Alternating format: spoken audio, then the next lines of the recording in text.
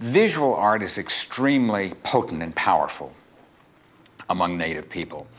But what I think we have to understand is that its potency is something that we didn't necessarily define always in aesthetic terms. It doesn't mean that aesthetics were irrelevant to looking at visual art and trying to determine what was beautiful. But it was slightly different in the Native context in this way. Cosmologically, I think something that links almost all Native peoples in the Americas is that they see life as whole, and they see the relatedness of all living things, not just human beings, but all living things.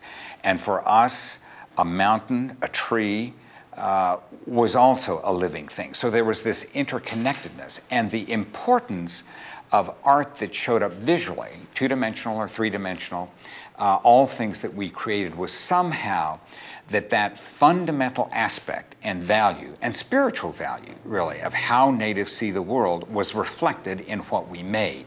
And therefore, coming to the term beauty, that noun did not simply refer, again, if I may say, to the aesthetics of the objects that we were talking about, but it also had to do with their cultural import. In other words, the values that they bespoke and passed along was indeed that which was beautiful about them.